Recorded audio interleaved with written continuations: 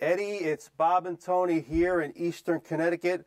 How's everything, Mr. Kennison? Hi, Eddie. Oh, life is fantastic. Isn't it great to hear someone say that? That sounds like Isn't the it Eddie I great? talked to this summer. Yeah, life is fantastic. Eddie, how are you guys? we're fine. you. Listen, Ed, first of all, I should say we call it our brother station, Thursday Night Tailgate. The guys over there, Chris Mascaro, Angelo Kane, send their regards. I was fortunate enough to host with Chris when Angelo was away this summer. That's when we talked to you, and that's how we hooked up. But those guys, I'm on their show every week talking New England Jets, Giants with them, but they love you as a guest. They just wanted to make sure I send their regards to you, so consider that done. And for our fans out there about Eddie Kennison, Tony grew up in Louisiana, attended LSU, All-American sprinter at LSU. 8 seasons with 50 or more catches in the pros. Again, it was picked in the first round of the 1996 draft. Played with 5 teams between 1996 and 2008. Some statistics to throw out to people. He had 548 receptions, Tony, for more than 8,300 yards in his career, 42 touchdowns. There's a lot more, but again, Eddie, we thank you for your cooperation in making your appearance possible. It's been so nice to be in touch with you. But my first question, Eddie, you're growing up in Louisiana. Are you a Saints fan back in those days, Eddie? And was football your favorite sport as a youngster? Football was my favorite sport. I was not a Saints fan. To be honest, I didn't have a team in the National Football League. We were, I would say, a house divided because my father was and still is a Pittsburgh Steelers fan, and my mother, and she still is, she's a Dallas Cowboy fan. Oh, boy. And so you can imagine the rivalries in our home. And I just never got into, having a favorite team. But football was my favorite sport. How about favorite players, guys you looked up to as a kid, Eddie? No guys I really looked up to, but I can tell you one guy that I truly admired and have a great deal of respect for is Earl Campbell. Oh, boy. And when I lived in Houston for a little while as a kid, there was what we call like a creek or bayou, and it was a really, really steep dirt hill next to the apartment complex that we lived in. Mm-hmm. And Earl Campbell used to come and run on this hill, playing for the Oilers during the off season. And every time he would come out, and, he would run the hill, 2 or 3 times a week during the off season. And I would go out and run the hills with Earl Campbell along with, some other kids in the neighborhood. And, Earl Campbell was just a super, super nice guy. And so I, got to know him in some fashion as a kid, but even admired him more as I got older and understood, what he did as a football player and as a person in the community, and just letting us go out and run with him and spend time in conversation with us. Wow, that's a great story. His name comes up on the show often, Eddie, as we lost Bum Phillips recently. Yes. We talked about him then. We've known that, Earl took a beating, the way he ran and the way he played the game, and he's had it tough after football, we know that, but his name is, he's always a part of our hearts on this show, and we talk about him. But I always like to, when we have guests like yourself on, Eddie, I always like to take them back to their draft day. In your case, it's back in 1996. You're taken 18th overall. It's usually a day that none of our guests forget.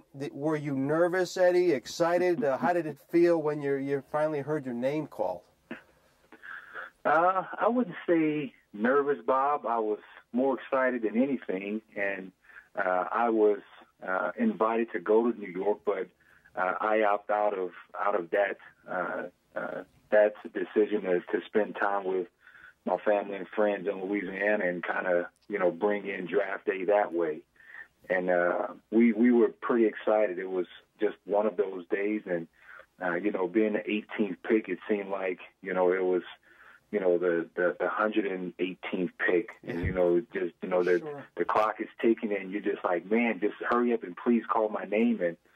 And the entire family's there, my grandfather and my grandmother and, everybody, was there to, kind of celebrate that day. And we just kind of made it a family reunion / draft day. Yeah. And it was wonderful. And, boy, I can remember, one of my cousins, you always have one in the family where he went into the back room and, he called my phone and act like he was one of the teams calling. And it was kind of, and, now we laugh and it was pretty good, but he had made a few people upset, for the fake phone call. But after, I got the real phone call, everything was fine and everything was light and we laughed about it later. But, yeah, it was an awesome day to remember. And, I share that story, with my kids whenever they want to know about it as well. It's something that, we had the same feeling from many of the guests. And as we talked to Eddie, we're showing a collage of some career picks on the television screen at different stages of his career. Tony, question for Eddie. Eddie, good evening. It's a pleasure and so nice to have you tonight. I'm curious. I often ask the question, Bob asked the question about what was your draft moment like. I'd like to know what it was like for you as a young player coming to play in the NFL. What were the changes that you saw and what was the climate like? And, as a very young man at that time, obviously one with tremendous ability, how did this affect you at that time? Well, and I thank you, Tony, for that, and thanks for having me on. The thing that really, well, before I say that, the thing that never has changed about the game of football, and I don't think will ever change, is obviously the length of the field. You can only run so many routes, you can only run so many defenses, you can only run so many special teams plays. The only difference, and it's a gradual deal at every level, from high school to college into the National Football League, is terminology. And you just have to learn the terminology wherever you're playing, learn the playbook, learn how they call plays and why they call it this way. And coming from college and into the National Football League, and, everyone always make a big deal about it, but one of the differences is the pay. Now you're getting, in the National Football League, you're getting paid to play a sport that you've been playing for fun your entire life. And one thing that I really learned is, even though the game is still fun, and a lot of guys say, man, they pay me to, play this game that I love so much, but you come to understand at that point in the National Football League, it's a business. Guys are here to, one, have a good time playing football, but two, I have to be here because my family is dependent on me to bring food home. Bread gets butter. Yeah. And to pay the bills at home. So from college into the National Football League, it truly becomes a business, and you have to understand the business aspect of it when you get into the National Football League. So terminology and pay are the only differences to me that I really had to learn pretty quick coming from college into the National Football League. And for our viewers out there, Tony, when Eddie came into the league, it was one of those good receiving classes coming out of school. Yes. You had your Terry Glenn's, Keyshawn Johnson, Eddie among them. And Eddie, you catch 79 passes in your first 3 years with the Rams, but the team goes 15-33. I'm sure there was a lot of frustration there after a while. And then, of course, you get traded to the Saints. And they have a rough first. Well, the 1 year you're there, they go 3-13. But I'm going to be an optimist and look on the good things that happen when you're playing for Mike Ditka. Here you catch 60 or more balls for 800 or more yards. You had a 90-yard TD reception that year, Eddie. That was the longest in league. I know you have to remember it. I do remember it. If I remember correctly, it was against my good buddy Ray Buchanan. And you know, Ray is still a good friend now. You know, we talk, and you know, whenever conversation comes up, that you know, that's one of the topics that come up. But I absolutely remember that play, and you know, just playing in New Orleans. You know, that's my home state. You know, I played at LSU, born and raised in Lake Charles, Louisiana. So that year was definitely an experience for me. One, because we got to be a part of, you know, Mike Dick and the Saints organization giving away all of the draft picks to bring in Ricky Williams that year. And then they bring in me as one of, I think, 3 or 4 free agents to be a part of that team that year. And, you know, even to this day, I'll go into a foxhole and into battle with Mike Dick any day just because of the person that he is and how he coached and how he came off, you know, to his players.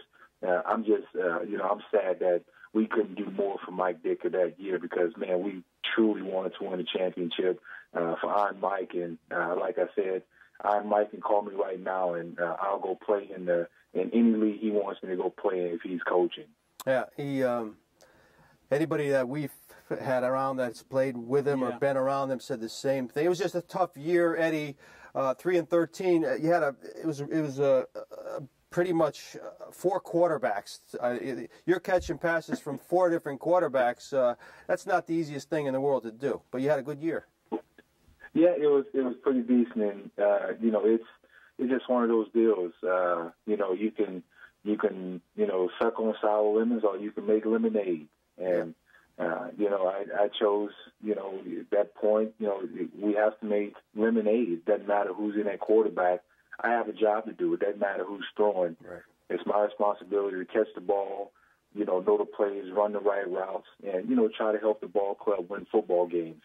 And, you know, each one of the guys that I caught balls from, you know, I call it my friend, and they're still my friends to this day. And I wanted to make sure that I was up on my game every single weekend to make those guys as effective and look good. You know, playing quarterback. That was my job, and that's what I needed to do. As we continue to talk with former NFL wide receiver Eddie Kennison, we want to keep people on a little timeline here because Eddie did play 13 seasons in the league, which is very impressive. But again, Eddie played the majority of time when he was first with the Rams, Dick Vermeil, and of course he would be reunited with Vermeil in Kansas City a few years later. But question, Tone. And Eddie, as far as the timeline is concerned, what was it like to play in Chicago? Chicago is truly the windy city. Cold. I kind of thought you'd say that. You know, Soldier Field is what Soldier Field has been known for. You know, since they erected the stadium, and you know, playing there for Dick Duran at the time was the head coach, and you know, again, you know, the year when, you know, get to Chicago, you know, they drafted Cade McNown that year, the old lefty, and you know, we had, you know, Curtis Enos, and we had you know, a couple, you know, awesome guys that, you know, played on offense, and some decent guys that played on defense. And boy, I can't remember what our record was that year, but you know, Chicago is a great city to play in. You know, obviously I wasn't there long enough to really appreciate the fans that, you know, that grace Soldier Field every week or every Sunday that they're home. And you know, it was just one of those years where I was, you know, still trying to find my way in the National Football League and try to be productive in the National Football League. And if I'm not mistaken, I think I led the receiving corps in Chicago that year as well. Yes. And you know, at the end of the year, I remember, you know, hearing a phone call with my agent and the GM at the time, and they said they didn't think I was good enough to play with the Chicago Bears, so they were not going to re-sign me. So, you know, it was just, you know, just one of those deals where, God was saying, okay, I don't want you here. I don't want you to play here. And that was another year gone. And then, after that year, that's when I signed my deal with Denver. And I'm sure you guys are covered, with that timeline. And everything happened in Denver, for the very short stint I was there. And that's how I, ended up in Kansas City in 2001 after maybe 3 or 4 months in Denver. Yeah. And that's that Chicago team, Eddie, by the way, they went 5-11. And I know when I talked to you in the summer, you did have some nice things to say about Joran. And I brought up his name, Tony, because of the Yale roots. Right down the road, he went. He was a great running back at Yale back in the day. And I know Eddie had some nice things to say during the summer about Joran and his coaching mind, in fact. But then again, you're reunited with Vermeil, and I know that's where your heart is, and that's why you signed that ceremonial contract at the end of your career, because you could retire as a member of that organization, Eddie. But we were watching him having a great year this year. But Kansas City, and I think we've talked about this over the summer too, Eddie, the fans, the atmosphere, Arrowhead, the noise, it's something out there, isn't it? I'll tell you what, with the Arrowhead Stadium experience, the fans at the beginning of the year, set the record for being the loudest stadium in the National Football League at 137.5 decibels. Man, would you like to be sitting in that stadium when that goes off? Man, that gives me chills right now just thinking about it. Wow. And that just goes to show you how passionate, the Chiefs fans are, being in Arrowhead Stadium. And, they long for a Super Bowl. They want it, man. And, it's been, since 1969 since they've experienced the Super Bowl win. And they're ready for it. And, it's nothing greater, just walking through the city now that the team is 9-3 and they're back on track for winning.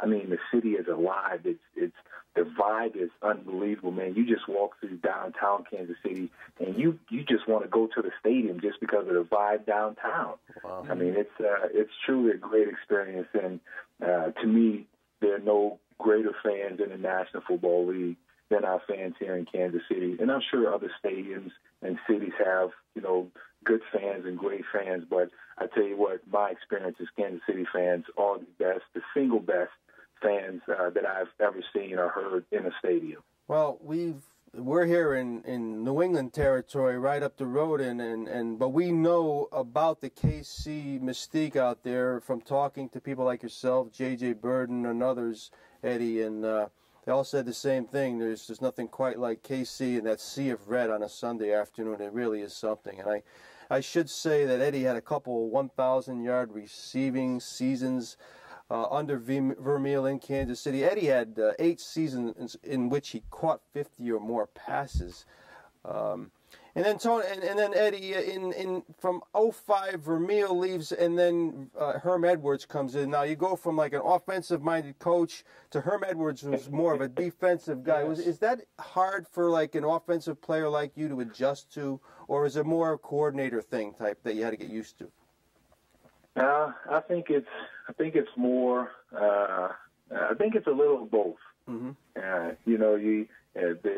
The year Herm came in and was hired as head coach because Dick Vermeil retired, we had, at the time, the #1 offense in the National Football League the past 4 years.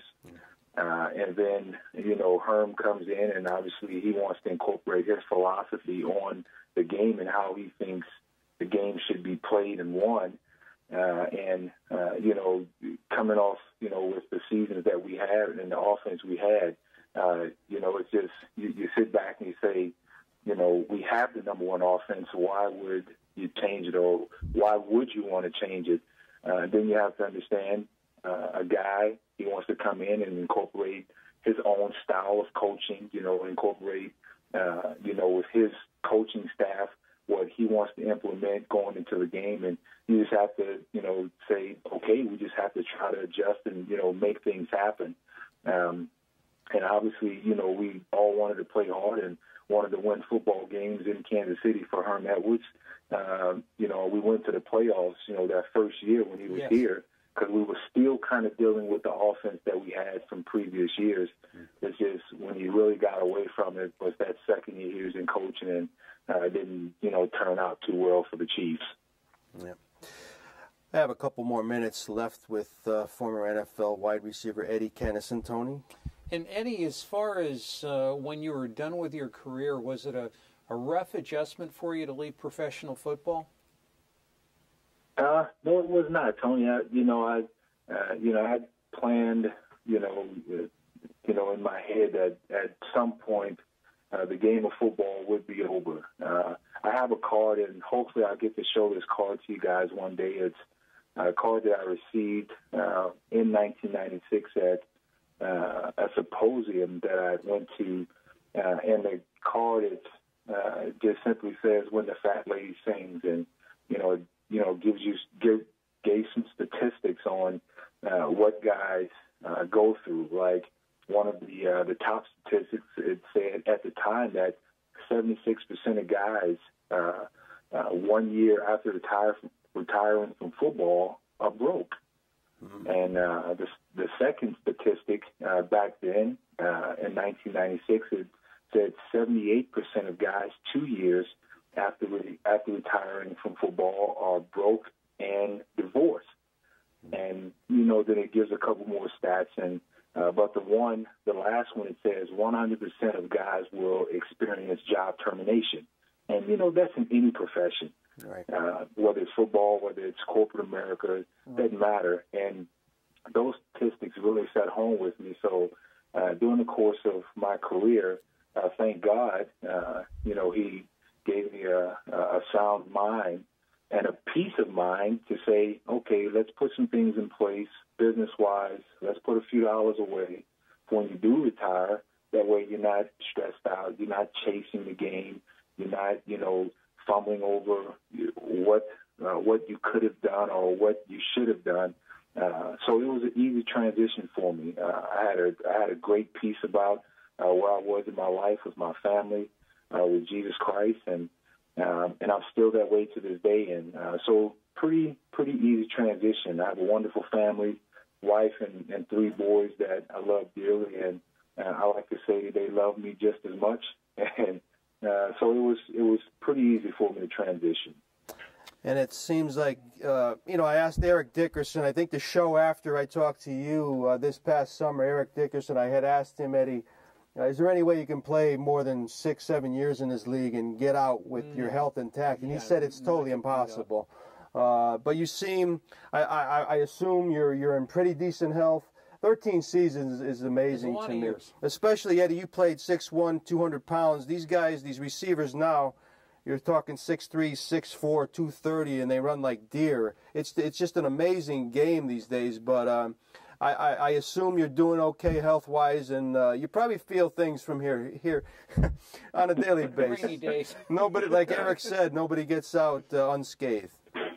Yeah, no one gets out unscathed, brother. And there are just about every day where there is something that's going on that hurts or that nagging something. And but that was the game of football. That's the life we chose, and and it is what it is. I don't complain about it. My kids never hear me complain about anything. If they want to go out and shoot baskets in the driveway, well, I'm going to go out and shoot baskets in the driveway and take Advil later on after they go to sleep. Oh, hey. If it helps, Eddie, you sound terrific. You and sure do. Again, we're just about out of time, but we'll give our regards to, we call them our brother station, Thursday Night Tailgate over on Blog Talk Radio. We share a lot of the same guests, and again, we want to thank you for your cooperation and your willingness to come on, and you become a good friend of both shows, and you always have carte blanche to come on this show. And we wish you and your family the best of holidays, Eddie, and I know we'll be able to keep in touch, my friend. Eddie, it's been a pleasure. Absolutely. Thanks so much. Bob and Tony, you guys are phenomenal, man, and You guys just keep doing a great job. I know you will, and same to you. You guys have a blessed Merry Christmas and a Happy New Year, and I wish you guys all the peace and joy that you can possibly have. Okay, my friend. We'll talk soon, and God bless. God bless. God bless. Take care.